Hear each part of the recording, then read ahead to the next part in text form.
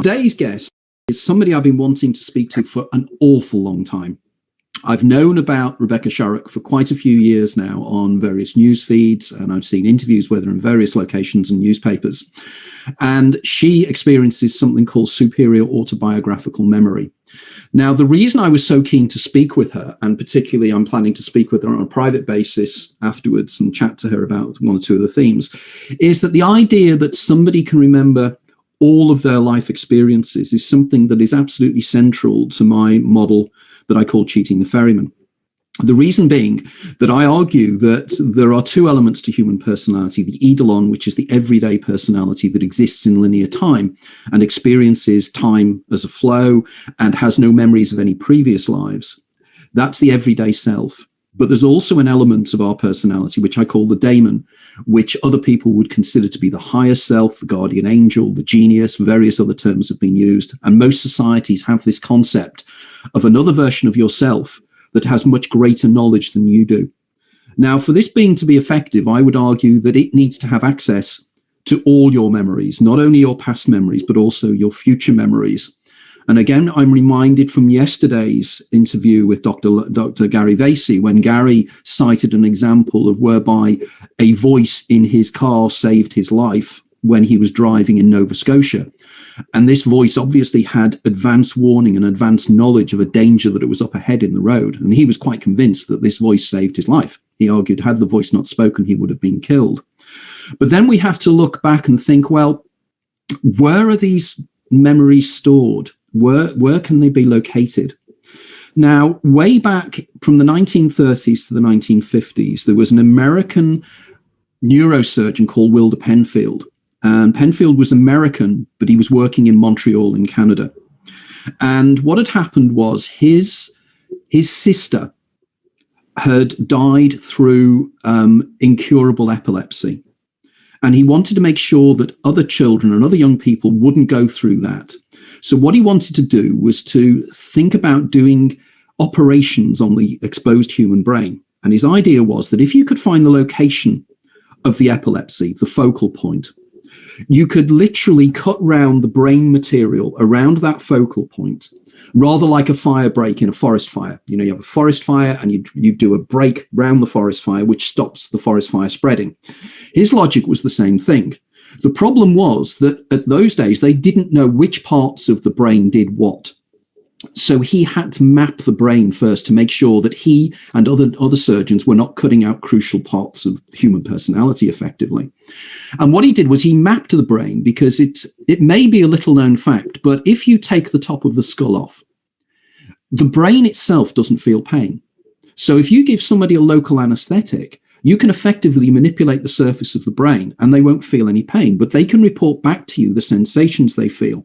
And this is what Penfield did. He had a tiny electrode and he placed it on the surface of the brain in certain points. Then he asked the patient what they experienced. So if somebody turned around and said, "I've suddenly had a flash of red color," it effectively meant that that person in some way, that was to do with the visual cortex or the process of sight. It was when he worked his way around the brain and he got to the temporal lobes, which are the areas behind the ear, that extraordinary things started to take place. Because when he placed the electrode onto those areas, certain patients immediately were taken back to a point in their past. Now, these patients argued they were not just remembering, they were literally back at that point in their past. And I recall one patient saying that she was back in her kitchen 20 years before, and she was looking out of the window of the kitchen and she could feel the wind coming in through the kitchen, and she hears her son call in the distance. And she turns around during the operation. She said, "Oh, that's my son, Johnny." Penfield took the electrode off and then chatted to the woman about the child and what happened to him. And then while she was distracted, he placed the electrode back on the same point. And she turned around and she said, "What did you do? Because I'm back again in the kitchen at the point where I lost it before." So Penfield reproduced this on various occasions and came to the conclusion that the human brain records everything. It's just that we can't access it. There seems to be no access processes involved. Now, subsequently, a guy called Carl Lashley did a series of experiments over the years trying to find the location of memory in the brain. And this location memories he called the enneagrams, and he wanted to find where memory was. He failed. He spent years doing this, and he concluded in the end that memory is not in the brain, or it's located all over the brain in some way. Now, we know that the hippocampus and we know areas underneath the temporal lobes are the things that seem to process memory, but that's not where the memory is. It's almost as if it's a receiver of information coming from elsewhere. Now, Carl Pribram in the 1960s, Professor Carl Pribram of Georgetown University, then came up with the conclusion that what is really happening here is that it's holographic in nature. It's non-local in terms of quantum physics, which we haven't got time to go into at the moment, but non-locality is a known quantum physics effect. But it's also located all over the brain, which means that under certain circumstances, you can instantaneously, if the time is right, you can instantaneously bring back memories. Now, there is something known as charged memories, which are when you will suddenly get a memory of a past event, normally in your childhood, where you're suddenly back there. But they're normally very mundane sets of circumstances. They're not big events. They're like being in your pram or something like this. Now, the extraordinary thing about Rebecca is that she remembers most, if not all, events of her life, including her dreams. And she could go back right to her early childhood. So this is going to be the most fascinating conversation. And thanks very much, Rebecca, from joining us from down there in Australia, which is really wonderful. So without further ado, Rebecca, just tell us very quickly about yourself, just a very quick introduction, and then we'll get into some really juicy areas of discussion. We're also happy, by the way, with this particular one, to open it up to the questions from the people listening in on Facebook, because we want as much feedback. We want to know about other people's experiences and really dig into the extraordinary thing that you experience. Hi, Rebecca. Your call. Hi, Anthony. Well, I'm Rebecca, or Becky. I'm a 31-year-old Australian, and I'm very eccentric, clearly, by my background. This was from a holiday I had 2 years ago. I was due to go on that same holiday again last year, but we couldn't. Disneyland was closed. So I just used this as my background now. And I have autism, and I've also got a very unusual kind of memory, which is called HSAM, or Highly Superior Autobiographical Memory. And scientists don't really understand why, but for some reason, I have an inability to forget the vast majority of my life experiences. I don't fully know why, and neither do scientists really. But there was one suggestion that my subconscious and conscious are more connected than usual, and as deep memories go into the subconscious, because I have easy access to that part of my mind, they're thinking that's probably why I can retrieve things easily. So, and I've also got aspects of synesthesia as well, which is often called union of the senses, where I get senses for certain, just unrelated, for an object, I can taste it, or a colour I see on a person which isn't related. And that helps with my autobiographical memories too. That's intriguing, isn't it? The idea that your conscious and subconscious can communicate immediately.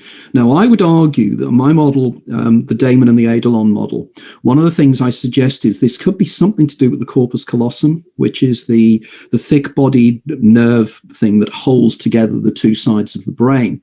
And if communication channels are very, very effective there, it could be this is what might be taking place possibly here. Because it does seem that the subconscious, as you rightly say, seems to have the memories that our everyday consciousness doesn't have. So when did you first realize that there was something extraordinary about your memory? I've never known life differently because I've been this way since I was born.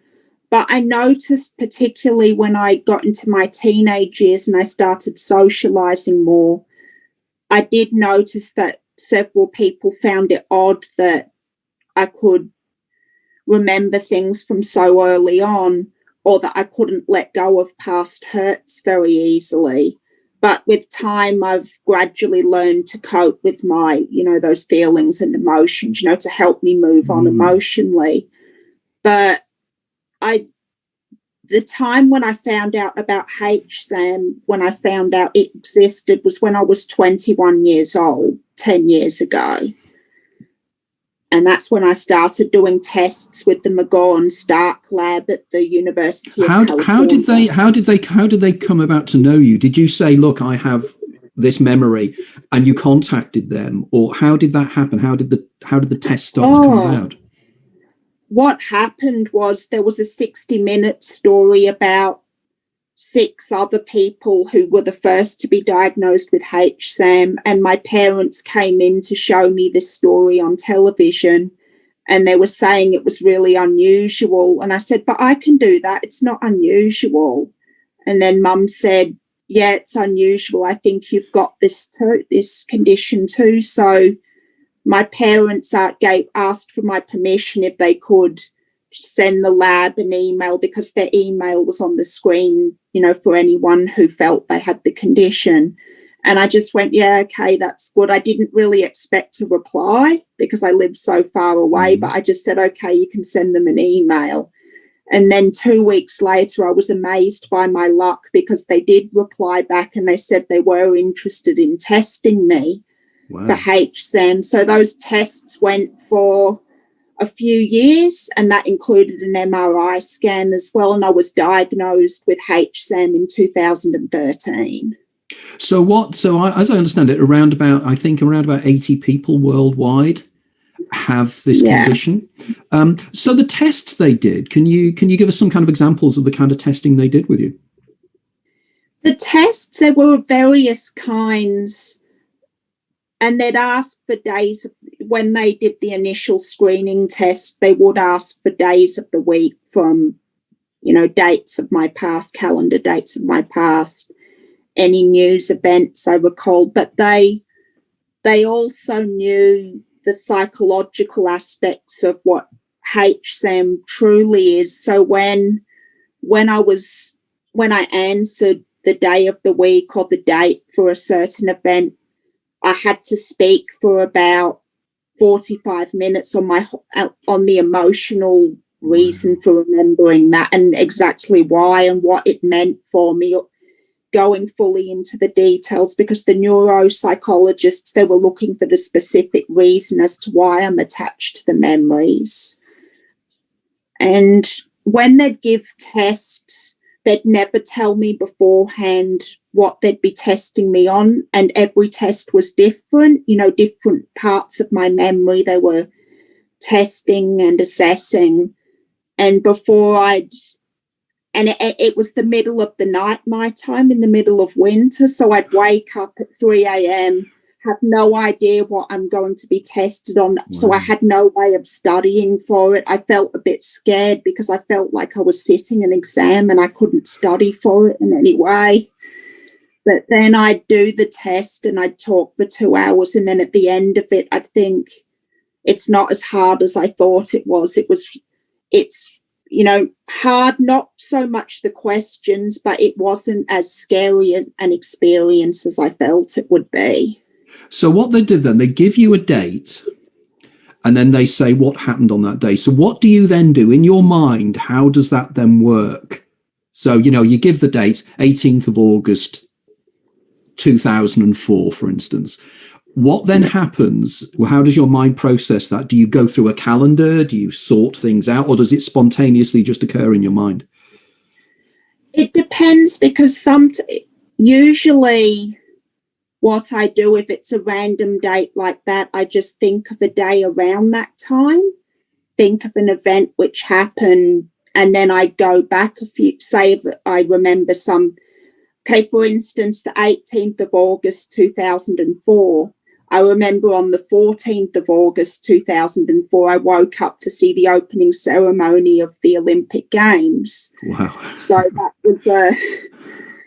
was a Saturday. So all I have to do is just go forward, 4 days, and then I see myself at school doing the activities we had for that particular month, where we were actually learning that term, we were learning about genetic engineering at school. So we did all these activities and all these lessons on cloning and genetically modifying food and stuff like that. Wow. So when you do that, do you are you back there? Are you back in that location? Wow. So you're looking around, you're taking it all in as you go back. And the emotions, I'm emotionally there. It's much like doing a meditation or having a dream. And when you have a dream, you feel emotionally, you feel like you're there. I mean, I can see the normal things around me as if I'm awake, but emotionally, it's as if I'm dreaming it's as if I'm there, but I'm not there, Rebecca, can I ask a question? We were doing an interview over the past week together, and one of the impressions I got was that it may be a kind of chicken or egg situation with regard to the way that you think emotionally, and the fact that you reflect upon your past so much kind of forges these memories, and that the manner in which you think creates the strength of your memory, because you're often thinking about stuff and you have emotional attachment to stuff. And what do you think comes first? Do you think the way of thinking comes first and from that HSAM arises? Or do you think HSAM is the condition that makes you think about your past so much? With my past, and I've got obsessive compulsive disorder as well, I'm just fixated in past events. That's where my emotions naturally are. That's where my thoughts naturally are. That's what I study and ponder constantly. So when I go to my past, it's hard because it seems all these things linked together, but I've got a very strong emotional attachment to my past, and I'm always looking for why, just studying, working out why things happened that way, all the events which led up to it. And I find looking back at the past, it's the best way to prepare for the future. The present, you just live constantly, but the past is what tells you, about, and it does about things to come, because if things went a certain way back then, it's hard to say really. If things went a certain way in the past, then it's likely to happen that way in the future. It's interesting that you say about obsessive compulsive disorder, because I was going to talk about that. And you were telling me in the interview that you're prescribed anafranil for sleep paralysis, which is a medication that is given for obsessive compulsive disorder. So have you noticed any difference in your kind of OCD thinking since you've been on anafranil? Yeah, definitely. And Zyprexa is another medication I'm on for obsessive compulsive disorder as well. And since I've been on that medication, I still get obsessive feelings and feelings to do compulsions, but I can control it better when I'm on medication. If I'm not on medication, it's to a level that I can't control well. And you did describe sleep paralysis in our interview. I wanted to go over your experiences of sleep paralysis. Did you experience it your whole life and it's only stopped? Yeah. So what's that like? With sleep paralysis, it's a condition where because you get every stage of sleep has different brain waves. And when you have sleep paralysis disorder, your brain has difficulty shifting from one stage of sleep to another. So I'd have a dream and then I'd wake up mentally, but my body would stay in REM sleep. So I'll be paralyzed and my eyes, I just can't open them and I can't breathe properly as well. And it's a very scary experience. I used to, as a child, when I'd get sleep paralysis, whenever I'd wake up in the middle of the night, I knew that going into a lighter stage of sleep meant I'd certainly get sleep paralysis again. So I remember as an 8 and 9-year-old, I'd wake up in the middle of the night and I'd be that scared to go back to sleep. So I'd try and keep my eyes open to stop myself dozing off. Or I'd deliberately jump and wriggle around in my bed just to stop myself falling asleep because I was that scared of it. Yeah, I was saying to you in the interview, I'm really amazed that HSAM doesn't have a sleep lab aspect of diagnosis, because there seem to be all kinds of overlapping experiences that would be better understood through sleep lab work. Really interesting. I was talking to someone actually in California, Daniel Oldest, hoping was watching this, and he is a sleep scientist, and he was really interested to know if you have false memories, because I heard you talk to Andrew Gold in your podcast with him about sometimes there are incidences that you remember in a different way to say members of your family, even though they're the same event. Can you describe some of those maybe? And it depends, because my emotions are different at different times. So if I'm in a different emotional state to how I was at the time when the memory happened, I can see it a bit differently. For instance, if I was feeling anxious at the time or feeling negative emotions, I'd perceive an event more negatively because I already have that mindset. But then when I relive the memory, when I'm in a happier frame of mind, I see it differently. It's not as negative as I remembered it to be. And it's very similar. I've used the example in speeches before. It's much like hearing a recording of an event up after the time when you recorded it. If you say recorded a video when you were feeling a certain emotional state, if you look back at it a week later, you see different things. That's interesting, isn't it? Again, tying the emotions, because it's one thing that fascinates me about you, the way in which it's the emotional aspects as well, isn't it? It's the emotional aspects of dreams and everything else.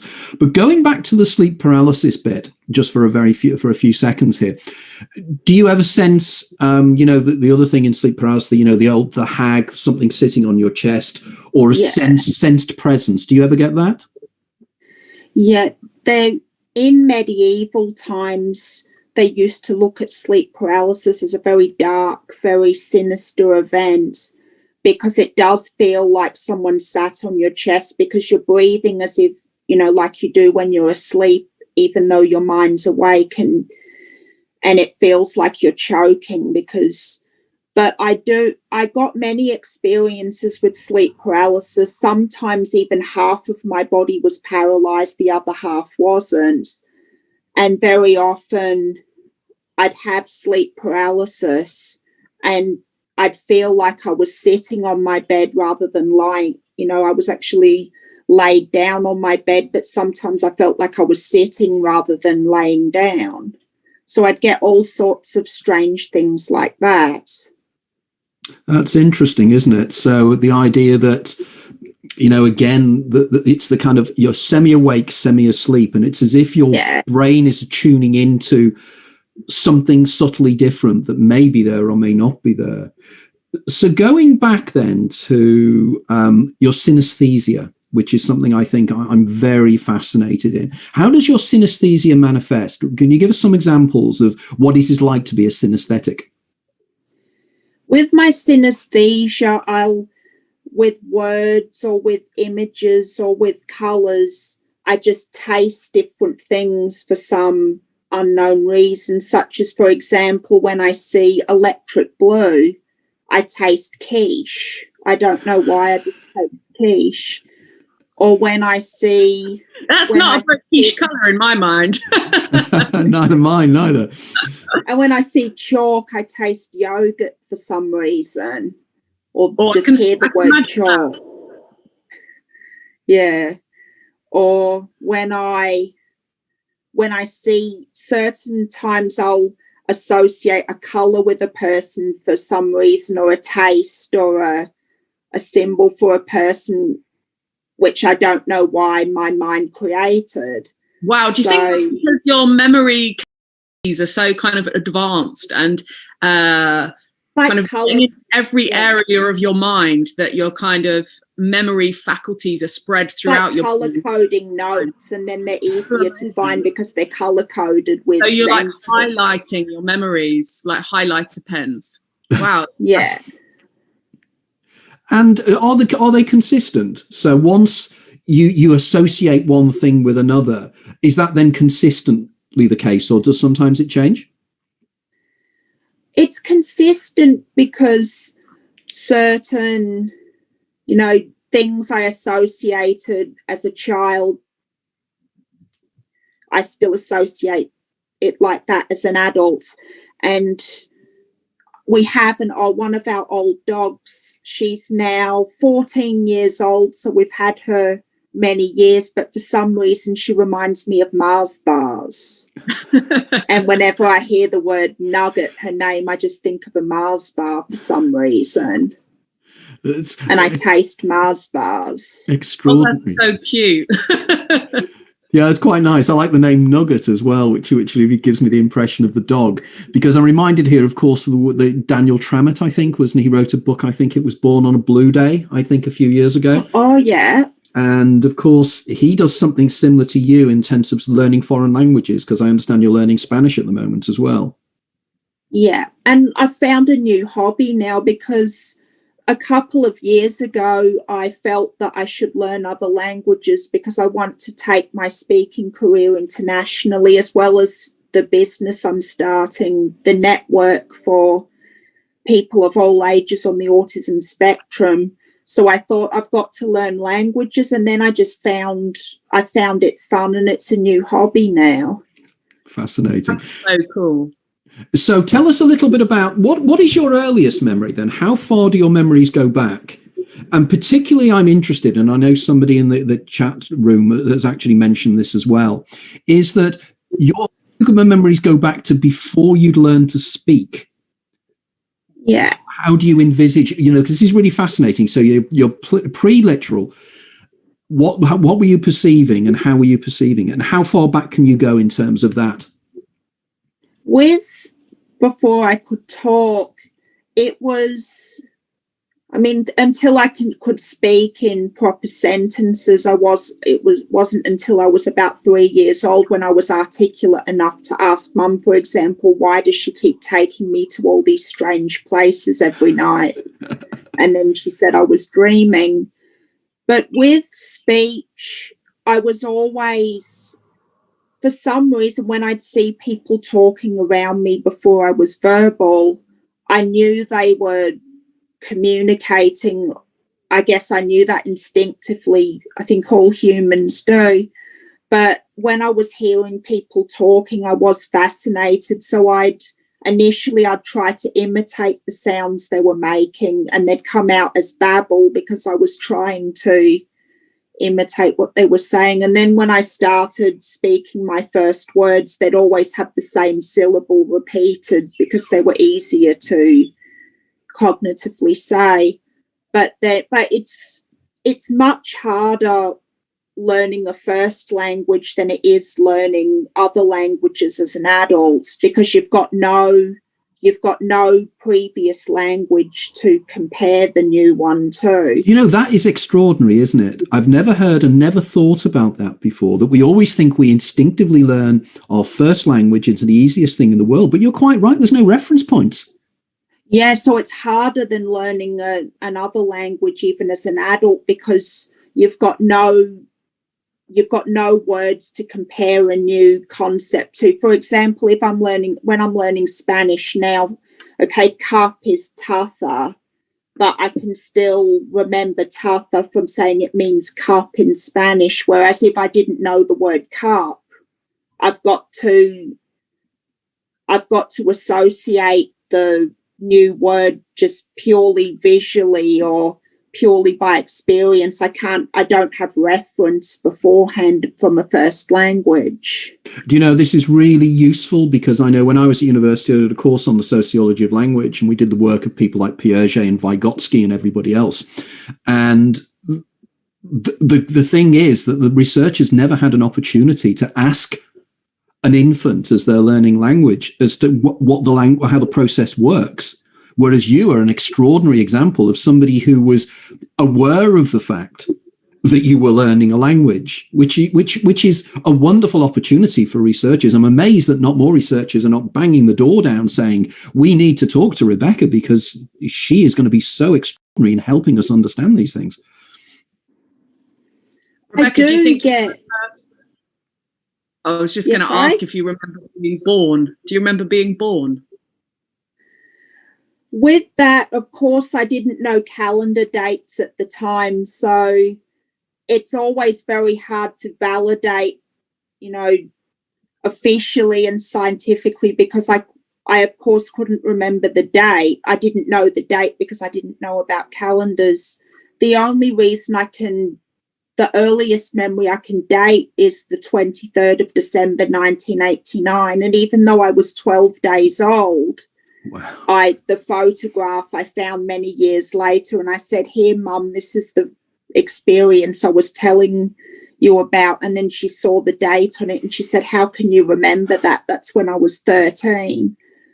But I do have memories earlier than then because all my memories are in sequence. But of course I can't date them, and people would be understandably skeptical because of that. But when I cast my mind back as far as it can possibly go, it's when I was crunched up in a dark place and I just felt reasonably wet on my skin, but not like I was in a bath or anything like that. And I don't know, we're assuming it's from when I was in the womb, or I could very well have been wrapped in a blanket as well. Did you feel you had a sense of selfhood at that time? Were you aware of you being you? Yeah, from the very beginning, I could. And I mean, when I was, was just cells, I have no recollection from, as far as who's to say where that memory's from, but I don't think I was, just a clump of cells at that time, because I did have arms and I did have legs, but from very early on, there was always a sense of self.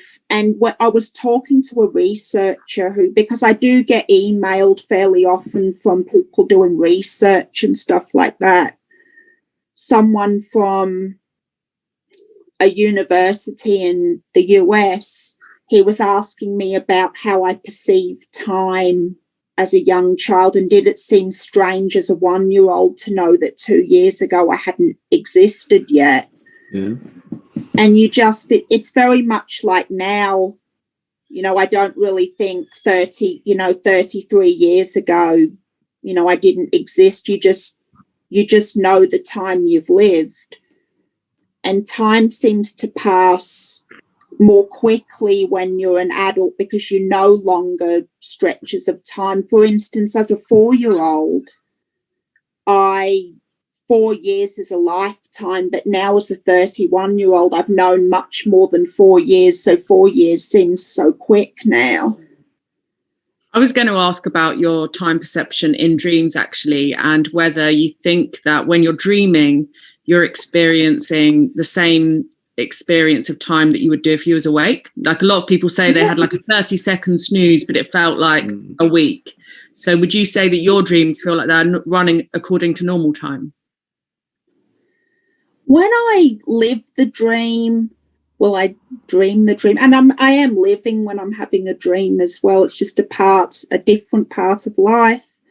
But when I look back at everything I can remember in a single dream, it does make sense that it was 20 minutes. But I do live, but interestingly, as you were saying, I do live a few days in a dream, but in the dream, I'm not living every detail of every day. I'm just, living a different perception of a day. And so you were saying that most of your dreams contain content that is from your life as you know it, and it's reliving past events. Yeah. I've never dreamt before about the present moment. My dreams are always somewhere in the past, and I'm always younger in my dreams than I am when I wake up. Yeah, At the moment, yeah. You're saying you're like about 13, 14 years old all the time in your dreams? Yeah.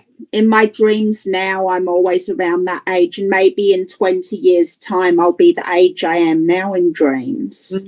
And are they your dreams when you have them then, are they reliving of previous incidents, or are they embroidered by the dreamscape that make them subtly different? And the second question is there continuity in your dreams between one dream experience and then you wake up, and then do you go back to the same dream experience, or are they always different? Yeah, with my dreams, I started dreaming when I was in between my first and second birthday, and ever since then, in all my dreams as well, I'm always aware that I'm sleeping. So when I'm having dreams, there's always something in there that I've dreamt before, and it's all mashed together. So the things I have in dreams now, I've always dreamt of them before. It's just they're new adaptations of those old dreams. Do you have fantasy elements in your dream? I know you love Harry Potter and Disney and all of that kind of stuff. Do you have any of those fantastical elements come into your dreaming? A few times I do, and there have been a few dreams where I have dreamt I was Hogwarts age, 13, and I had a wand and I could do spells and that. But a nightmare was I had to battle Voldemort, and Voldemort, it was not like a video game. In this dream, he really was trying to kill me. So that was quite scary. But, and you were saying in your dreams, like, you don't just remember in your waking life. When you're in the dream state, you also remember your dream life to date as well. So does that take the form of like 31 years of dream reality? Yeah, and in a dream, I'll think I've dreamt this before, and because I have control in my dreams, I can even change it a little bit, just by thought. And my mum said she can do that as well, because when I was a teenager, my psychologist was telling Mum that it was abnormal how I could control my dreams, and if I'm being chased, I can just think wake up, and I'll wake up. And when the psychologist was telling Mum this, Mum said, but I do that as well. And then the psychologist said, it's clearly genetic, this isn't normal. So that's when, but Mum can do that as well. This is extraordinary, isn't it? Because effectively what is happening is there's a continuation of personality in a dream state, because ordinarily most of us, we're incredibly stupid in our dream state. We don't know who we are. We never have a really identity. You don't realize that you're you, but you're in dream states whereby not only do you know you're you, but you remember the previous dreams you've had in the way that in normal waking state, there are memories of dream states. And do you also remember in the dream state the fact of you in this world as well? So you carry that with you, and you have the memories of this world in the dreamscape as well. Yeah, definitely. And when I first started dreaming, I was initially scared of them, because I'd always want to wake up, and I'd look for every person in the dream and ask, can you make me wake up? I want to go back home. But eventually it got to the point where I could consciously control dreams and make myself experience wishes I have when I'm awake, just so I can feel what it's like to really experience those things, well, in a dreaming sense. But yeah. Well, that's $1 billion question then. Do you ever have dreams that are precognitive? Do you ever have dreams that things that you dream about come to pass in consensual reality? Interestingly, I have had a few of those, and I mean, it's very open for skepticism and theory, but last year I kept having dreams that the holiday I was planning for when I was going to America. For some reason, I was just having heaps of dreams where the park was empty and no one else was there. And I was telling all my friends I'm going to go to Disneyland, but it was just all closed in the dream, which ended up happening this year. And I also dreamt that there were wildfires and bushfires because I live across the road from a nature reserve. I dreamt that it was on fire. And then at the beginning of this year, we had those wildfires.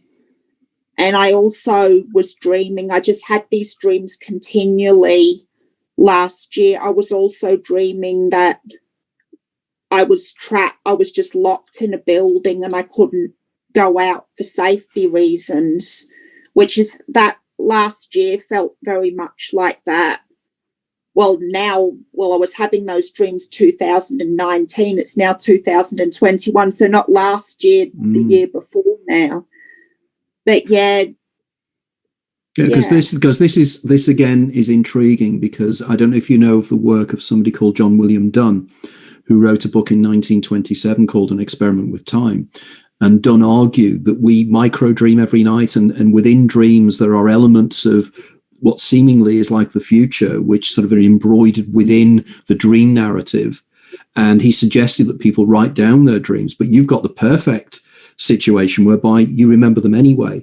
And something that you mentioned, or I think it was your interview with Sarah, I'm not sure where I read as well, about your ideas on deja vu and the concept of feeling that you've been there somewhere before as well. Could you expand on that a little bit? Yeah. It's interesting when people talk about having deja vu and I think as humans, for survival reasons, we're meant to somehow be informed of the future. I guess that goes back to cavemen times when we had to be aware, somehow of the future in order to survive. So with deja vu, the feeling of I've been here before, and that I think because I remember all of my dreams, whenever I get that feeling of I've been here before, when I hadn't really been, I dreamt of being there or somewhere very similar, at the very least. But with deja vu, I'm wondering if we dream about events before they happen, and then if we forget what the dream is, we'll just get this feeling of, I know this place, I've been here before. But when you remember your dreams, you know where that sense came from. That very much suggest, if you get the opportunity online, there is a paper called The Dream Theory of Deja Vu, which was written by a guy called Dr. Arthur Funkhauser, who is a quantum physicist by training, but is a Jungian analyst. You might find that interesting to read, I think, because that might give you some ideas about that. Sarah, how are we doing in terms of questions from the greater world? Have we got any interesting ones? A lot of questions here. Let me just get them to all come up. Rebecca, I was wondering with... you said you know that you're sleeping when you're sleeping. Do you get a sense of picking up sensory impressions from your sleeping body whilst you're in the dream state as well? It's very rare that there's a sound around me. They usually don't go into my dreams. But with my synesthesia, my dreams are very rich with senses, but they're very rarely senses which are from my actual, physical reality. It's very rare that I hear sounds or smell things from, my sleeping, waking body. But in dreams, they are very rich with sense and emotions and all of that, because emotions and senses are very much a part of my emotional mindset. Yeah.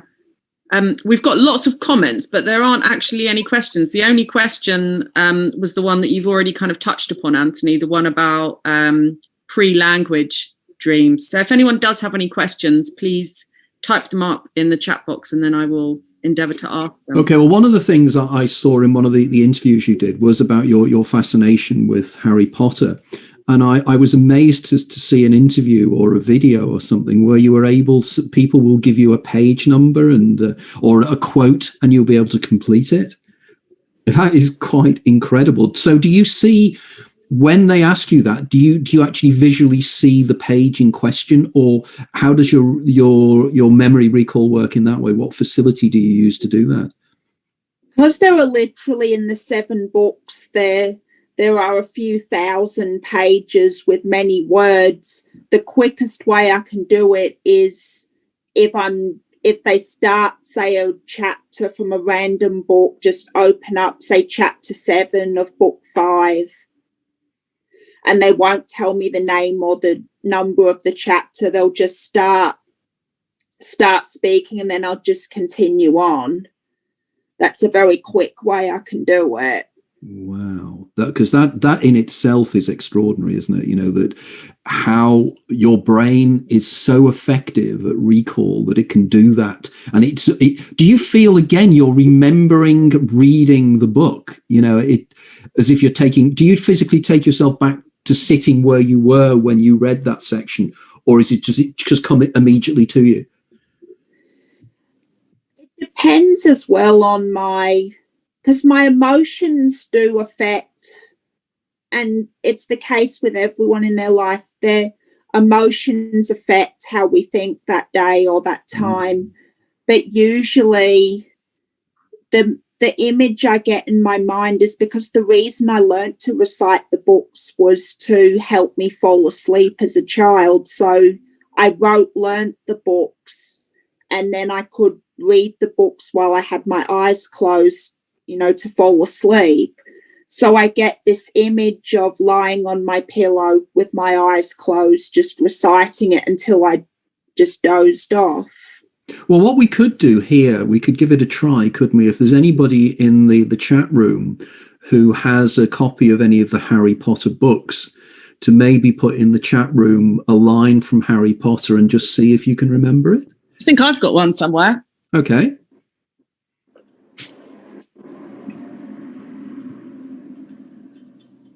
Yeah, because this just it's so amazing. And again, I'm reminded here, I did some work with the guy that did the research, who died recently, actor Dr. Darrell Trefford, who was the researcher and the advisor on the movie Rain Man, and he's been a previous guest on this show. And it was fascinating talking to him about Kim Peake, the guy that the Rain Man was based upon. And he was telling me that he could mirror read, and he could read upside down as well. Do you have those abilities as well? Could you mirror read? Could you read if somebody put a reflection in a mirror of a book? I've never tried that. I don't know if I could do that. Interesting. But I know that when I write with, and I just found out this was unusual a few years ago, but when I write with 2 hands, I end up writing in mirror version with my left hand. If I'm doing, you know, for instance, R and then E and then B, you know, it ends up in a mirror. Wow. Well, when that's I do amazing. And I was thinking actually about you saying that half of your body can be paralyzed sometimes in sleep paralysis, and that's very unusual. I've never heard anyone. I've only ever had that once in all the experience, but with sleep paralysis, I'd get all sorts of things, and they terrified me. I'm glad now I'm on anafranil, I don't get those, but when anafranil was out of stock, when our local chemist ran out, I experienced sleep paralysis again a year ago. And then as soon as, yeah, because that's extraordinary again, isn't it? Because that suggests that sleep paralysis is physiological. So it is affected by neurotransmitters in certain ways and everything else as well. So it would be really interesting to know, what is that particular chemical doing in your brain that stops the sleep paralysis happening? It'd be really interesting to know that, wouldn't it? What is it doing? You know? Not sure because about the chemical aspects of anafranil, but I know it was one of the world's first antidepressants because it was discovered in a very humorous way. One of my psychologists who prescribed it to me was saying, he said that initially it was a wormer for pigs. And when scientists gave pigs this pill, they realised it made the pigs very happy, I guess, because their tails were... Nice. So they thought we could make this for humans to make people happy. Just imagining pigs with their little tails. Yeah. Happy pigs. How happy. Yeah, absolutely. Just don't think about you being pork, I suppose. Right, Sarah, have you got a section there? Do you think we can? Yeah. Do you want to? Are you okay to do this, Rebecca? I've got. Are you okay with this? If it's a phrase from within a chapter, I'll have to start to make it quick. I'd have to start at the beginning of that certain chapter. Hang on. Okay, let's. Maybe you could start at the chapter then, or something. Then I just continue on. Okay. Okay. Harry woke early the next morning, although he could tell it was daylight. It was daylight. He kept his eyes shut tight. It was a dream, he told himself firmly. I dreamed a giant called Hagrid came to tell me I was going to a school for wizards. When I open my eyes, I'll be at home in my cupboard. There was suddenly a loud tapping noise. And there's Aunt Petunia knocking on the door, Harry thought, his heart sinking horribly. But he still didn't open his eyes. It had been such a wonderful dream. Tap, tap, tap. All right, Harry mumbled. I'm getting up. Is that right? That's correct then? Yep. It's chapter 5, Diagon Alley. Extraordinary. Absolutely. Of all the things I have seen done in my research, that one has sent shivers up my spine. That is, thank you so much, Rebecca, for that, because we put you really on the spot there. I know I don't like putting people on the spot, but that was amazing. I've got a few more questions here as well. I think there's some delay with the questions coming in from the timing, because someone asked about your precognitive dreams, which we've obviously already done. So they must have precognitively asked about your precognitive dreams. That's good. Right, let's see. Anae asks, I wonder, does your memory capture what you really love more easily than something you don't like? The things I really love, they get captured more intensely, but unfortunately, things I really hate and I find really hard, I capture them just as easily. So if I have a strong emotion attached to a memory, it brings back very vivid thoughts and feelings, but I much rather it being a happy memory than a hard memory. But the mundane ones, they're there, but they don't have as much, they're not as rich in feelings, and I don't analyze them constantly. But if it's a mundane one, such as before when I watched the opening ceremony of the Olympics on television, it is there, but I don't have the same, I'm not obsessed about that memory. It doesn't feel like an artifact I've just, put into a special box. It just seems a sheet of paper that's just, it's just there, but it's not really, too important. There was a Russian researcher called Esther Salomon, who many years ago wrote a book called A Collection of Moments. And in this, she talks about charged memories. These are memories that neurotypicals, people that don't have your skill or ability, can associate backwards. And it's, again, usually associated with smell, or it's associated with a feeling or a tactile feeling. And I think in many ways with your particular synesthesia, I think this is why you can pick up so many other nuances, because you're picking up not just the sight stimuli or the sound stimuli, but you're picking up everything else as well in this kind of amazing mixture and a melange of feelings and sensations. That Sorry, I just thought I'd make that. And it's much like color coding notes. Whenever you have notes to store away, in files, which the notes are memories, it's as if they're color coded with sensors, and that helps me locate them more. But the colors could be tastes, or they could be sensations. But I guess that's another reason, as well as my subconscious and conscious being more strongly connected, with synesthesia, it's as if it's organised into files where, say, the blue or the red, if you have a heap of notes and you put red stickers on one box or yellow stickers on other pieces of paper, if there's a sense attached to a memory, looking for it is very much like that. I was wondering about the experience of beginning to dream and your first experiences of dreaming, because I remember very early dreams myself from, I imagine, being a toddler or even younger maybe, where I was always in this completely white room and there was nothing really happening in the landscape. And then as I developed a personality and attachments to things, those little things started to appear in that white room. And eventually it filled in to be an entire kind of dream world, alternate reality kind of thing. So I wonder, you were talking about not dreaming or not remembering your dreams when you were a baby or a toddler, but can you remember the kind of first incidences of dreaming?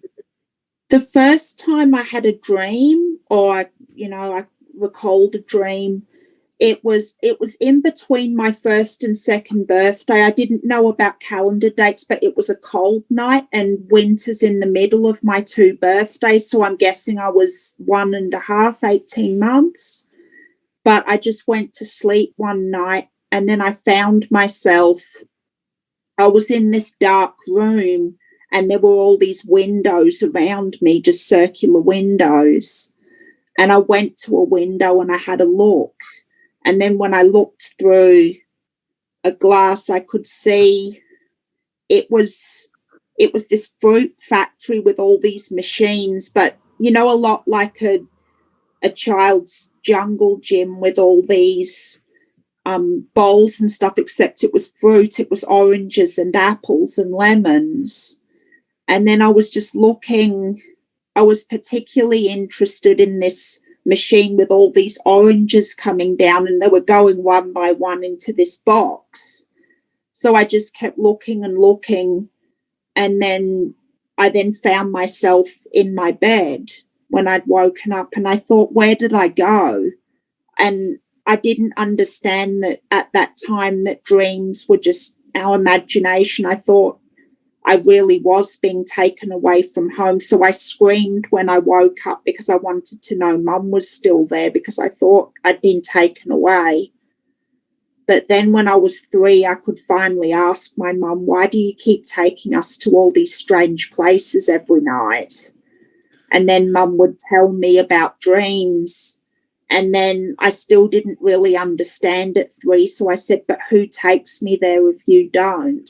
And Mum said, your mind does. And I thought mind was a person. So whenever I'd have dreams, you were saying in your interview that you'd try to find the mind character to take you back. And say, can I wake up now? I want to go back home. And when you mentioned before being in a room with no colour, I did have a few dreams which were like that, when I was taken into a room that had no colour. And there was a dream when I was crying in there saying, I want to wake up, I want to go home. And then someone was just talking to me, but I couldn't see them physically. But they just said, it's okay, don't be scared. It's all right here. No one's here to hurt you. That is odd, isn't it? That is strange, isn't it? That in very much like a mother telling me, don't be scared. It's okay. Because that seems as if it was either your own subconscious trying to make you feel better or something external to yourself. I mean, that's quite odd, isn't it? Because again, I was thinking when you were describing the oranges and lemons, a child at that age, being aware of what oranges and lemons were and creating a scenario of a factory scenario. Had you ever been in a factory at that age? I would doubt it, surely. I'd never been in a factory, but I guess I did because I had so many toys and that with all these bowls and shoots. But with oranges and fruit, it was a strange thing for a child to dream, but I did see similar things whenever I was at the table and I saw the fruit bowl. So yeah, it's strange, but that was my first dream. Wow.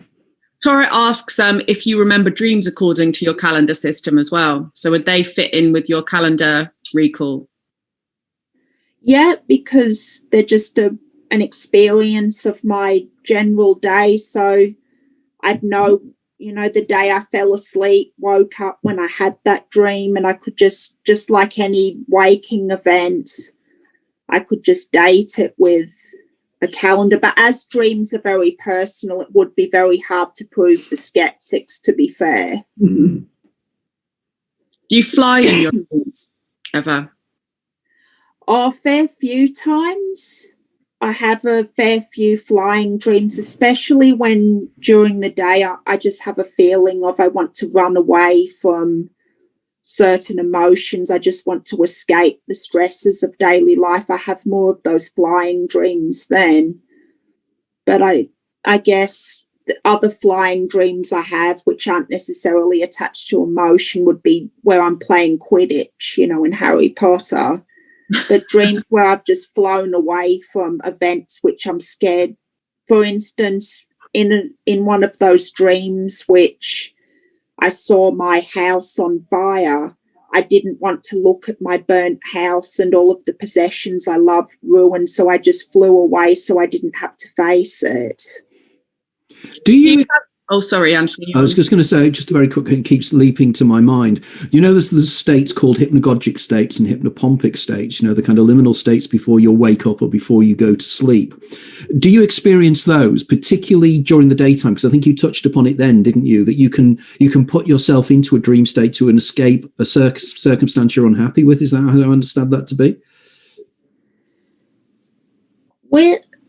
So what did you mean by right? A hypnagogic state. So when you are just before you wake up, or when you're waking up, from dream states, you will see either faces in profile, or you'll see flash images of seascapes or landscapes and things. And it happens normally just before you go to sleep, which is hypnagogia, or just before you wake up, which is called hypnopompia. And it can also happen during the day, where you'll suddenly microsleep and suddenly you will see something. Oh, yeah. Do you get that? Yeah, and with sleep paralysis, I used to get that a fair bit, because when I'd get sleep paralysis falling asleep, I'd just see, when I wasn't quite dreaming but my eyes were closed, I just saw colours, very much like fireworks, just, popping and exploding. My mind trying to dream, but it couldn't dream. Mm. So, yeah, I'd see that. And also often when I'd wake up with sleep paralysis related experiences, I'd often jump in my bed or I'd fall down. Myclonic jerks, yeah. Our favourite word, myclonic jerks. We like that word. Oh, and there's a good reason why your body does that as well. It's because when your body jumps, it's your body being tricked. When your heart rate slows down or your body temperature comes down, sometimes your body's tricked into thinking it's dying. So your heart gives a jerk to wake yourself up. So now when I know that, it's more interesting when it happens, just to know that my brain's been tricked into thinking it was dying, and then my heart has saved my body thinking that. Do you think, has anyone ever asked you about sleep apnea? Because sleep apnea is often associated with sleep paralysis, and I wonder whether... My granddad had sleep apnea, and he had it clinically, where he needed a machine and he needed medication for it. I don't know if he had sleep paralysis as well, but clearly if there's a relation, there might be something genetic, I guess. There's two questions before I forget, because my memory is not as good as yours. Where one of them was, what is your perspective like in your dream? As a lot of people have the experience in a dream where they're seeing things from multiple perspectives. I wonder if, because your memory seemed to be so attached and entangled with your emotions, whether your perspective is from the same perspective that it would when you're awake? Yeah. So just from, myself, just as but often in a dream too, even though I'm aware that I'm dreaming, I still in the dream feel like I'm a younger age than I do when I'm awake. Yeah, I think it's quite common for people to dream that they're a younger age than they are in real life. Yeah. One of the other things I was going to say, because I'm really into lucid dreaming, and my favourite technique to get into it is to enter the dream state from being awake in my bed. And seeing as your memory's so good and you remember your dreams, I wonder if as you're falling asleep, you're conscious of entering into the dream state, like you're going down a tunnel, falling into a dream. Oh, amazing. That's really cool. Yeah, and when I'd have sleep paralysis, when my brain was trying to do that, it was just firing off different colours. And often from then I'd either wake up or I'd just let myself go into a dream. So is your sleep paralysis occurring before you wake up in the morning, or does it sometimes occur as you're falling asleep as well? Yeah, both. So when I fall asleep and also when I wake up as well. But with dreaming, I don't remember non-REM sleep. So it's just REM sleep that I remember. Non-REM sleep, it's as if my mind's completely turned off. Yeah. Well, it's interesting, a question that Tori Nielsen is asking. We usually dream 4 to 5 times per night in each REM period, but only remember the last one when we wake up. Do you remember only your last dream as well, or do you remember all of them? See, with dreams, when I fall asleep, it feels as if I've only been asleep 20 minutes, from the time I fall asleep at night to waking up in the morning. It just feels like 20 minutes, but the dream just all mashes together. So my initial dream, and then I remember most of my final dream, because in non-REM sleep, I think it wipes the slate clear in many different areas, but I do remember often dozing off, and then I do remember waking up. It's just that the dreams all come, they just mash together. And then before I wake up, I guess an early dream would just feel like a previous year of my life there. But non-REM, it's interesting. That's an interesting question, because maybe non-REM sleep does take away,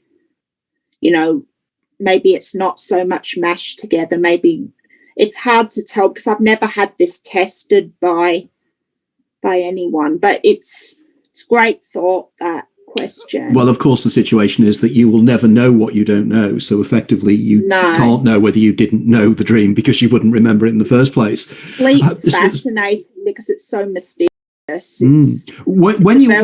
When you were tested, did they test your, because you're quite specific about remembering REM sleep and non-REM sleep. So when they were doing the testing, can you tell us a little bit more about the tests you went through? Because I'm quite interested in the neurological aspects here. With tests, I've never been tested in terms of with HSAM research. I've never been tested with dreaming and that. But I did, when I had my MRI with the University of California, I did have to do an hour stage when I was awake, and then I had to do another hour where they read my brain while I was asleep.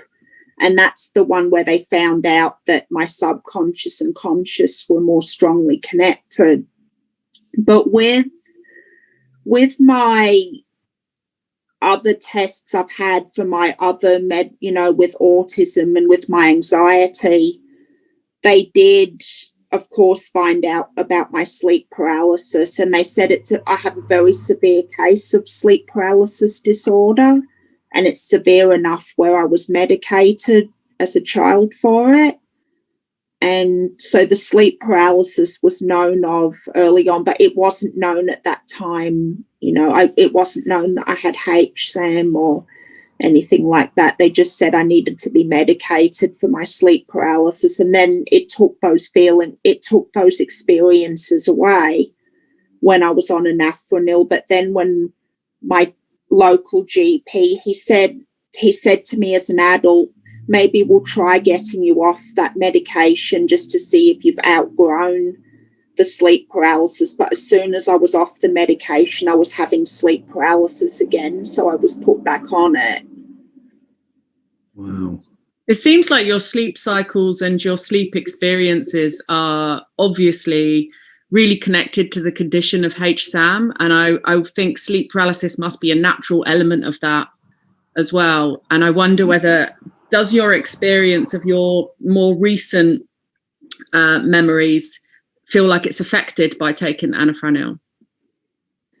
Yeah, anafranil, it helps because it's also an antidepressant. It helps me with my anxiety during the day. It stops sleep paralysis. And as I was saying before, it's a wormer as well, because initially it was a wormer for pigs. Well, that was according to my psychologist. So anafranil is a very good medication. It's good for many things. And it's one of the older, it would be about a century old now, I think I was told. And often it's low in stock because they're looking at it as a medication that they're phasing out. But I hope they never phase out anafranil because it works really well for me. Because I always find it amazing that certain chemicals or whatever can change and affect you in such a way, that it's intriguing as to why this would be. But I'm very interested in the research. I guess you were doing it at the University of California, Irvine, I think I read somewhere.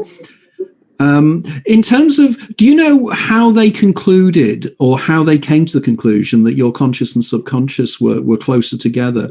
How did they know that? Did they tell you how they knew that? They didn't tell Mum and I much, but they just gathered that because I'd done many different tests with them. I did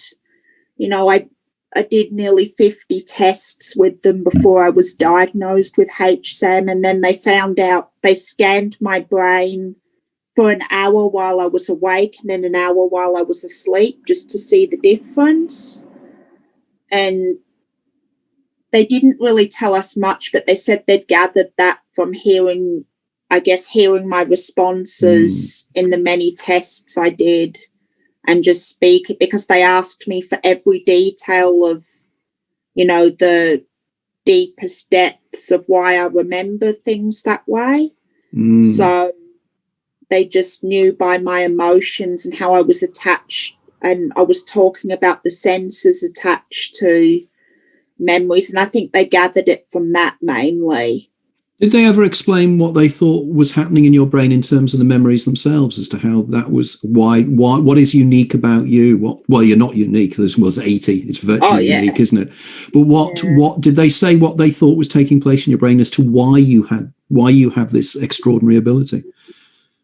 When they looked at my brain, they said physically it was unusually large, and they said it filled my whole orbital cavity, and my skull has always been very big, which has been a nuisance whenever I've had hats, because I've always had such a large head. And they said the brain physically fills the whole orbital cavity, so they said it's larger. But they said that when they looked at my brain, it wasn't too much different from usual, but there seemed to be connections in regard, and that's when it first came up that I may have had synesthesia, because they were seeing stronger connectivities between senses and thoughts and subconscious and conscious thoughts. That's good. Thank you for that. Have we got any more questions coming through, Sarah? Or Zelly asks, is it hard for you to separate your dreams and reality memories, to know what was a dream and what was a real experience sometimes? Usually with dreams and waking life, there is a clear distinction, because in a dream too, it's interesting because even though they're lucid, even though I know I'm dreaming, I do think and feel slightly differently in a dream to how I do in waking life. See, when I have dreams, certain things which I I feel or, feel affected by in a dream, I won't feel affected by in my waking life. Because and I tell people this quite frequently, because often I've had a dream and I've been really affected by something, or I've had a strong interest in doing an activity in a dream. But then when I wake up, I think, why was I interested in something like that? Or why was I affected either positively or negatively emotionally? Why did I feel that way? Because in my waking life, I wouldn't so much think or feel the way I do in my dream. Yeah, I was talking to Anthony before we went live, actually, about, I don't know if you've ever had a dream like this, but I've had dreams where I become overwhelmed with this sense of like knowing all the secrets of the universe. And it will sometimes be represented as something like a weird mathematical equation on a wall. Yeah. And I'll look at it and be like, it feels like my brain explodes of how much I understand the universe. But then when you actually look at it, it doesn't mean anything. It's just gobbledygook. Yeah. And similarly, I have experiences where something will be hilariously funny, like a joke, but it's not actually a joke, or it's not funny at all. But you just get filled with mirth, and you can't explain why. It's like the emotions or the feelings aren't connected properly with the because even though and in answer to the question asked as well, even though I am still aware when I'm dreaming as well as when I'm awake, I do think and feel differently in a dream to how I feel in real life. So that's where I can distinguish, I guess, dreams and waking life, because I am a different, even though it just shows there's many layers to who we are as a person, because I think maybe in a dream, the person we are is deeper and more subconscious, whereas when we're awake, we've got the other side to our character as a person. It just shows how we think and feel differently in a dream to waking life. It just shows there's many layers to who we are as people and our personalities. Is there a different aesthetic to your dream world? Because one of the things I've noticed, and I don't know whether it would be the same for you, but I notice light's different in dream worlds, and it's like there isn't the sort of solar source of the sun. It's like things are lit up, like they have an inner luminescence, and they kind of radiate from within. And it's almost like this kind of dark light. And it's interesting because it's often the thing that makes me become aware of the fact that I'm dreaming. Quite an interesting, can I just come in there? Quite an interesting point, that, because one of my associate researchers, somebody that we must get on the show in the future, is a guy called Istvan Bokken. And Istvan has been writing about biophotons. And also, again, he's intrigued by the idea of illumination in dreams. Where is the illumination source in a dream? Because it is illuminated and you do see shadows sometimes. So this is a really interesting point that we can drill into here, Becky, in terms of when you dream, do you see shadows and light sources and things like that? And is there anything you can tell us about your dreams that has intrigued you, as somebody who can observe your dreams as you're experiencing them? Is there anything you can share with us individuals that don't have your abilities to tell us about the dreamscapes that you see? The dreams I have, and now you mention light, I've never seen a shadow in a dream, and I've never seen the actual sun in a dream. I just see, if it's daylight, I just see, I guess. But even when I'm awake, I don't really, and it would damage my eyes to look at the sun for too long. But even when I'm inside and the lights are on, I don't really take notice of light sources in a dream. But where I am in dreams, whenever I have them, I'm always somewhere I was. Well, almost always I'm somewhere I was in my past.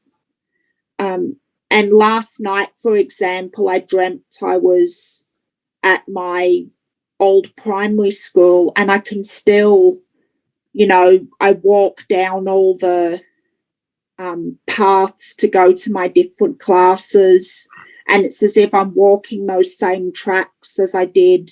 Becky, can I ask you a quick question on that?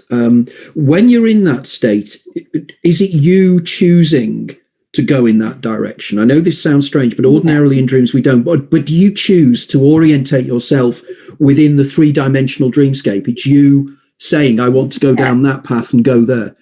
And it will take me to my class quicker. Yeah, because just like because I know I walked all the paths of that school for, 6-7 years, and I'd just choose, I'd know the quicker way to get to because every year I had a different classroom, so I do different paths to different classrooms. And when I did a speech at my old primary school just over a year ago, when I went there, it was the exact same that I'd been dreaming about and that I remembered early on, the pathways. So I'd know the quickest way to go to the admin building or the quickest way to go to the assembly hall where I did the speech. Are there any places you go to that are not part of your memories that you can also orientate yourself in Dreamscape? Most of them are places I've been to in my daily life, and even those I had of events which hadn't really happened in my past. Say when I was locked in a building and I couldn't escape, there were still buildings which I'd been to in the past. So it was my local shopping centre or it was my local airport. But yeah. But of course, this is interesting then, isn't it? Because what it means is because you have such an incredible memory, you can remember the layout of anywhere you've ever been. So therefore, you can populate your dreams, or your subconscious or your bricklayer, whoever creates your dreams, can create these vast dreamscapes and locations based upon your superior memory. So that's extraordinary in itself, isn't it? You're not like most of us that will have a vague recollection of the layout of your school. You know it intimately, and you can walk within it and re-experience it. And even when I went there just over a year ago, it was the exact same path I remembered. So I was able, yeah. It makes me think a little bit, the kind of pruning back that occurs of your neural pathways when you enter puberty and your brain starts working in a slightly different way. It's almost like the pruning back didn't happen because you're really having a full body experience of your environment. And there's almost no kind of mental prioritizing. It's all going in to more or less the same level of importance. Yeah, and I've never known life differently, but I know that way of life has advantages, but it's also very overwhelming. And I have sensory processing anxieties, which I think that intensifies it more, when I'm drawing in everything. Was there anything unusual about the circumstances of your birth? Were you premature or anything? Or were you just normal full term? I was, very interestingly, when Mum was pregnant with me, the first obstetrician she went to said I would be born on the exact date I was born, December the 11th. So Mum always went by that as my due date because that was the first one she was given, and I was born right then on that due date. So I was born exactly when I was supposed to. But then other obstetricians after her, one said I'd be born Christmas Day, and then another said I'd be born in the first week of January. But Mum always went by the first obstetrician because she was very thorough. And so I was born exactly when I was meant to be born. Yeah, because I was just wondering, because there is there's the massive cell die-off and neuronal die-off in the last 3 months of pregnancy. And I was just wondering if possibly somehow you avoided that in some way and you didn't have that die-off, because I think Sarah's point is a very valid one about the die-off in puberty, because I've always wondered what it is about people that have your skills and your abilities that make them different. And I have to say, listening to a lot of the things you're saying, people who know me, I don't have your abilities and memories, but I do have a fairly extraordinary memory. And, you know, friends of mine will always turn around. I will know what we did as children, and I will tell them on this day we did this, and they look and they say, I don't even remember that. And it's quite frustrating, isn't it? Because you know it happened. Then you've got friends saying, no. Yeah. And you think, am I dreaming it? Did I dream those events? Yeah. And have you ever used, in terms, because I've used it in terms of my own writing, because I have fairly good effective recall. Have you used it educationally? Because you must be in a wonderful position, because anything you read, you'll remember. So therefore in exams, you can just remember it and read it, can't you? Yeah.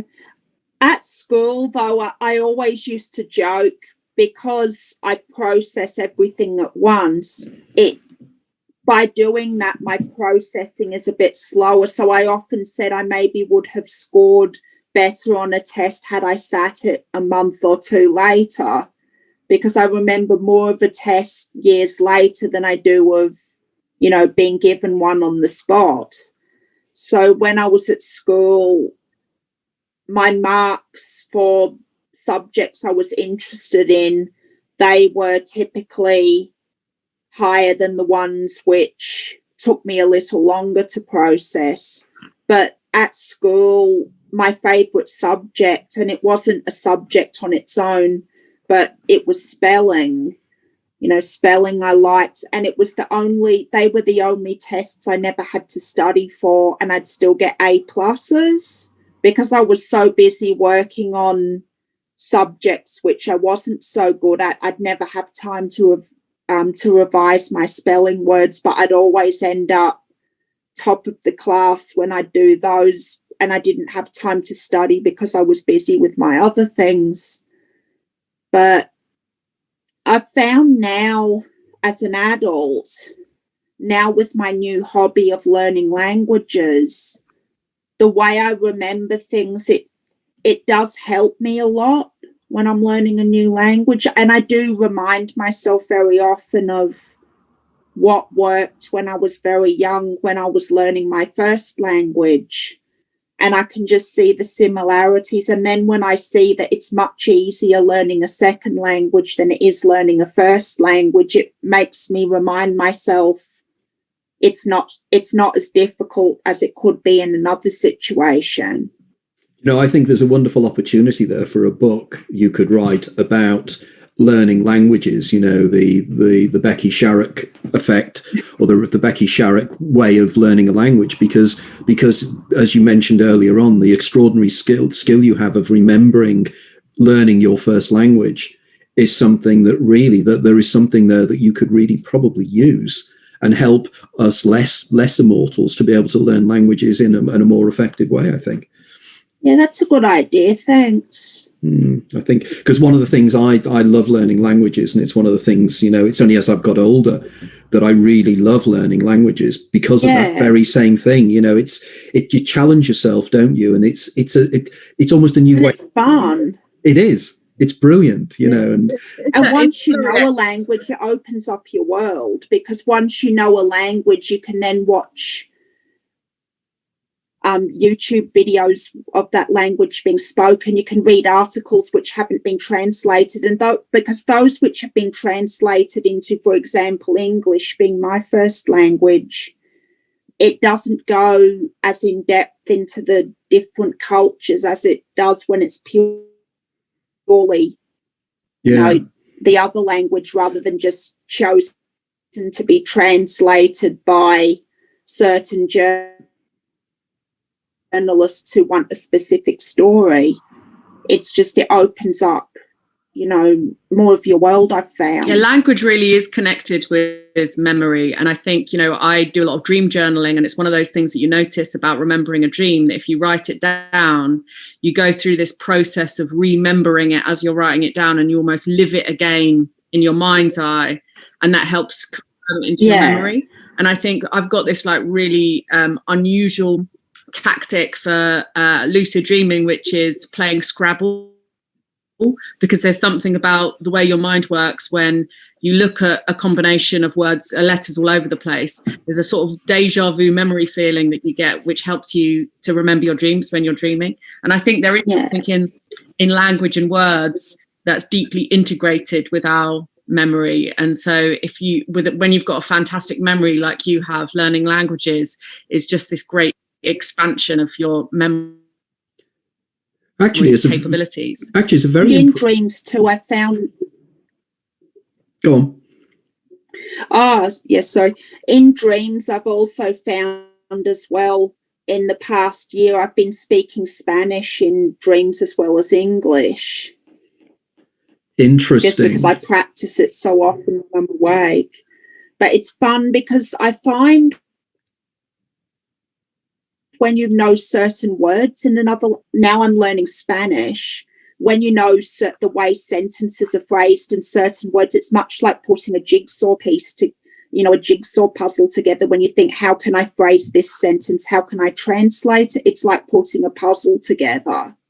I think Shelley is really interested in this because she's a Spanish speaker as well, and really interesting about this. Another point is, another opportunity we have with you is one of the things that, and Sarah can correct me on this, but when people are in lucid dreaming states or whenever, there are various tricks to tell whether you're in a lucid state. And I've been told that one of the things is to try to read something. So when you're dreaming, can you read things? When you see things, can you read them? Yeah, if I'm given, say, a sheet of paper, and things which I read, I'm more visual than I am in my waking life when I have a dream. But so often I'd be given sheets and it would be in symbols more than words. But I do sometimes read words in dreams. And when I'm lucid dreaming as well, there have been times, due to my obsessive compulsive disorder, I have to have every day timetabled and planned. And there have been times when I'm consciously aware of time in my day. So I choose to, if a dream's boring, I'll just plan my waking day while I'm asleep. Wow. Yeah. Oh, really interesting point that you said. Mum finds that really interesting. Yeah, absolutely. About your visual senses in dreaming, I've really noticed that as well. Like your eyesight's perfect in the dream state. Yeah. And I've even noticed things like you see far away and close up at the same time. Have you noticed that? Yeah. Yeah, I've found. Yeah. And you can see in the dark better too. Mm. If I'm in a dark place. But yeah, never thought of that. And it would be interesting, wouldn't it, if you were dreaming and you were in a dark place, as to whether different parts of your visual cortex would light up, showing that you were processing the stimuli that you were receiving in your dream state. Because I have been told and reading research papers recently which say that there's a direct relationship between, if you're dreaming playing tennis and actually playing tennis, the same parts of the brain light up. So effectively, as far as your brain is concerned, you're doing the same thing. And it would be interesting to know when you're in different visual systems or different visual stimuli, how the brain would work. And you'd be, again, a perfect person for that, wouldn't you? You're a perfect person for so much research that could really help our understanding of how the brain functions. And dreaming it's such a wonderful gift that we all have, having dreams. I used to be scared of them in my first few years of life, but now I never take dreams for granted because they're so useful to find out what's going on within us, in deeper parts of ourselves, which we may not necessarily reach in a wakeful state. But they teach us so much about our mindset and the core reasons for why things are getting to us that day. Or dreams are really good to just analyze. And my first psychologist got me into doing this. They're really good to analyze why you're feeling the way you do. And if you found that effective as well by doing that, do you find that it's very useful to you?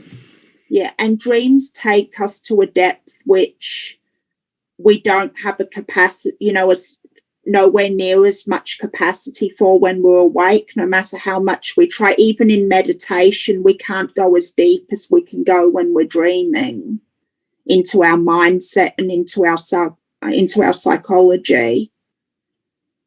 Could you sometimes? Oh, sorry, Sarah. Sorry, you go. I was just going to ask Shelley's question. Do you have any tips, Rebecca, for how to improve your memory, being the memory expert?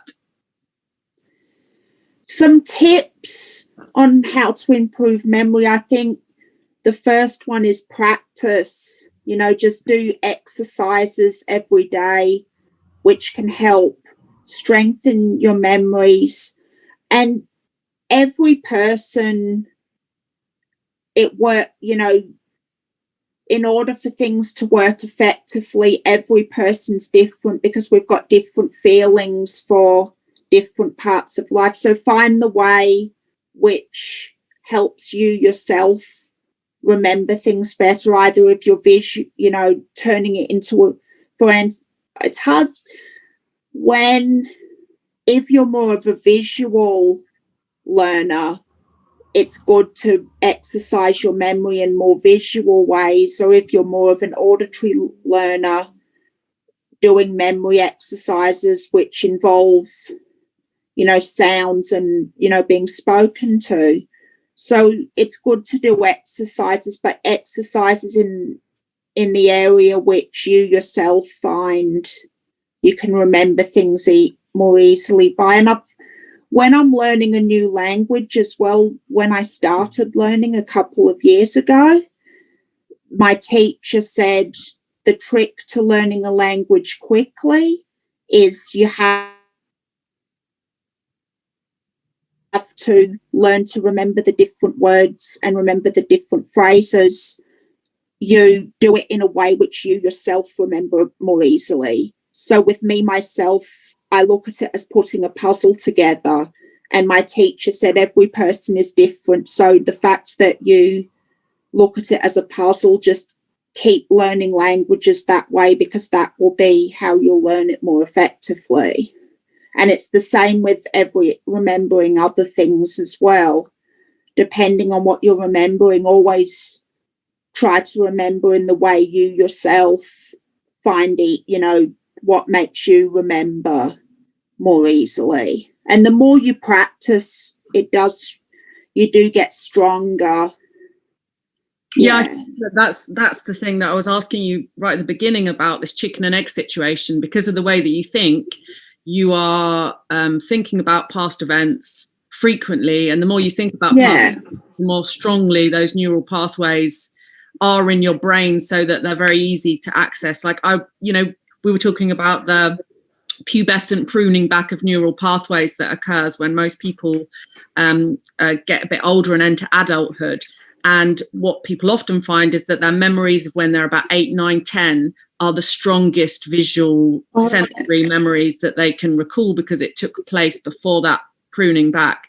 And I think about that myself. Like, if I recall my bathroom when I was a kid in the 80s, I can see the avocado bathroom suite. I can see the taps. They had like clear plastic and they had like a metal bit around them. And I can remember tap details. And I think I'll never remember tap details any other time in my life. But when you're a kid, you see all of those things important, and they go into your brain and they make very, very strong memories. And so I found that a really good memory exercise to do is to take yourself on a journey through your home when you were around that age. And it's an interesting sensation. You get almost like a deja vu, like the cogs of the brain working sensation of like actively you're using energy to remember stuff. And just that process strengthens your memory, I think. And I think the more strong your memory is in your waking reality, as you see in your case, you're more likely to remember your dreams as well. Yeah, because I'd use visualization techniques sometimes with memories. Like, I will take myself through a house that I know, and in each room I will place an object that I need to remember. So, you go from room to room. I'm also fascinated because I'm reminded here of the experiences of a lady, and I think it probably was in my first book, and it mightn't have actually made the final edition, but there was a lady called Harriet Martineau. and I think she was a poet and a writer. And I always remember one of the sections where she says when she was a child, she particularly remembered riding on the back of her father's back, and he had a fur collar on his coat, and she remembers the tactile sensation of running her fingers down the fur of her father's coat. And of course, this comes back, doesn't it, Becky, to exactly your concept of synesthesia, you know, that it's all memory is tied up with so many things, not just sight, you know. And when and what you said before, you know, just then, when I fall asleep, the way which makes me feel so warm and calm is to fall asleep by, you know, scrunching my body up just like I did at the very beginning of my life, and just wrapping my blankets around me just to get that sensation. This is what I just do instinctively, subconsciously, just to get that warm, safe feeling, you know, of being wrapped in blankets and just scrunched up, and that's how I fall asleep. That's a lovely image, isn't it? The idea of you going to... You just reminded me of something that I used to do when I was a kid, which I must have been like maybe 9 or 10, but I used to make my duvet into the pram shape by making like the pram top and imagine in the pram. And I used to really like making nests in my nan and granddad's house. I didn't used to like sleeping over at theirs very much. And my way of getting comfortable was to make my duvet into a nest and curl up like a little bird. Yeah. And I think we all do that subconsciously too. Well, we're all just children. We're all inside. Yeah. We're just children, aren't we? That are in adult bodies, and we all wander around being so in control and everything else. But inside, there's just a little kid going, "How did I grow up?" And all we really want to do is play with toys and do the things we really want to do. And we don't outgrow. I don't think we outgrow that, because, you know, stuff I like. I mean, I've matured, and I guess I'm more sensible than I was as a child, but I mean, I'm still interested in, look at my background, Disneyland. I still like video games. I still like, you know, building Lego villages, doing Minecraft. I think, you know, it's not that we gain more experience in life, but I don't think we naturally grow up. I think that's more of a due to society's expectations. I think you're right. I think play is a really important part of the human experience. And I think adults need to do more of it. Definitely need to do more playing.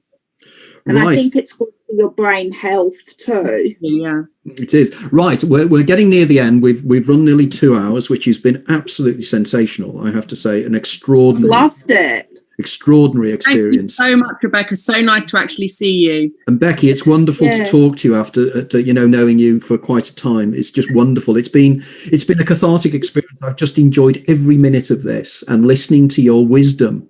You know, for somebody thanks so young, much for allowing me to do so. No, not at all. You've been an absolute delight. It's been superb, and I know everybody else is feeling the same way as well. So what I'd like to do, thank you, everyone.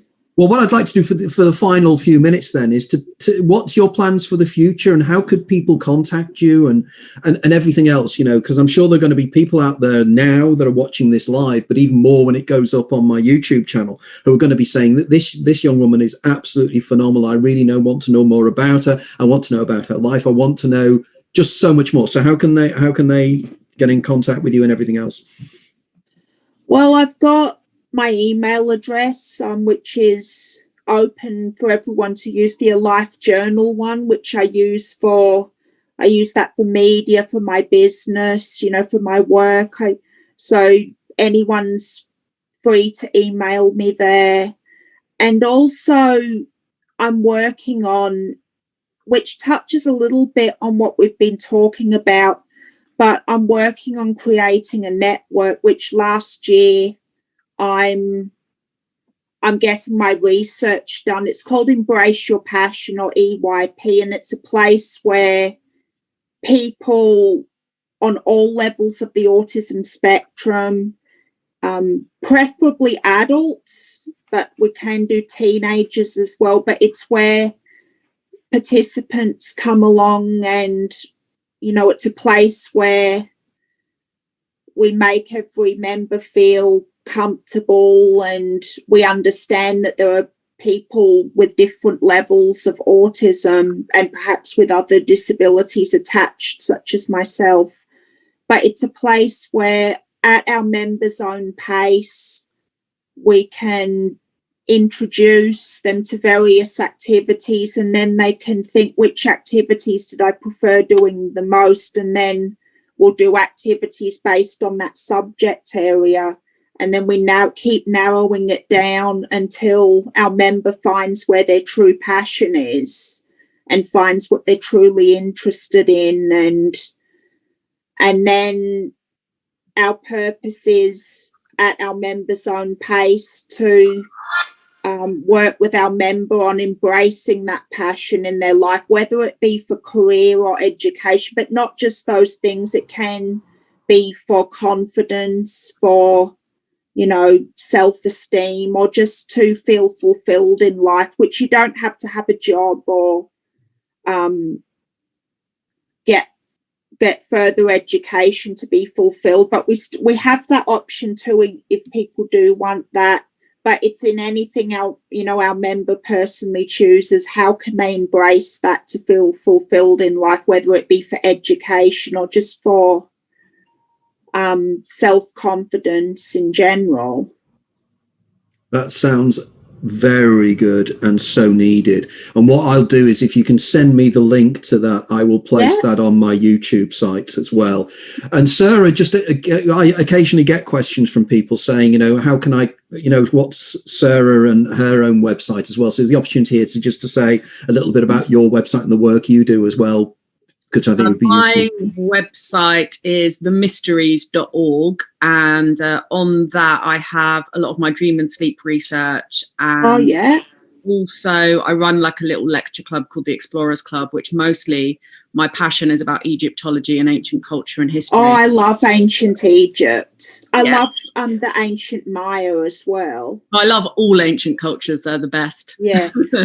My two absolute favourites would be ancient Egypt and the Maya. But I like others too, but they're my favourite. Yeah, I think we don't learn enough about ancient cultures in school. And actually, tapping into the memory aspect, we should have more of a collective memory of our existence as human beings on the planet. And then we would make better decisions in our societies, I think. And a culture which, especially, I know in Australia, our First People and our First Nations, the culture's so fascinating. And that's another culture, present and past, who they fascinate me heaps too. And when I'm in Australia, I never use the Northern Hemisphere constellations. I always use the Aboriginal sky law, because when I live in Australia, it's richer, it's more full of story and just about life itself. They had a appreciation for the dream time as well, and respect for that aspect of life. Yeah, a few years ago, I had the opportunity to speak at a conference in front of Ayers Rock, or is it now, what's it called? Uluru, that's right. Unfortunately, because of various issues, I never actually went, but it was a place I'd always wanted to go to. And you always feel in Australia that you're kind of on the edge of this vastness and this depth of history. You're in places like Melbourne and Sydney, but you that you go inland and there's this incredible feeling, the concept of dream time, the concept of the wisdom of and it's been dismissed and everything else as well. Lovely. Well, there is a real continuity there, isn't there? And there's this ancestral memory. And I think that in cultures where there has been a cultural consistency like that, that's the kind of best way to learn about where we've come from, where our consciousness has come from, because they have been practicing the same kind of things for thousands of years. Well, I think with that as finishing points, I think is absolutely wonderful. We've discussed so many items here and so many issues. And one of the things I'll be doing is almost immediately, because I'll be recording this again to put it up, is listening to it again, because there were so many gems here. And as I say, one of the most extraordinary things I've ever seen is Becky, you knowing that line is just absolutely extraordinary and Oh, wonderful. thank you. And just Yeah, thank you're you. welcome. Thank you so much, because I know it's getting late where you are as well, but it's been absolutely wonderful talking to you, and we will do this again. As Sarah and I have said on many occasions, we need to get a mega conference together of all the people we've interviewed on here, because when we bring you all I'd together, love to. okay, we bring you all together, there's going to be an egregore beyond words being created here. So, and everybody else listening in live, thank you very much for spending the time this morning joining us. Yeah, thanks. And that's the best coffee morning of 2021 I've had so far. Excellent. That's always wonderful to go. Okay, guys, thank you very much. And I'll be now switching off, but thanks everybody, and thanks for listening in.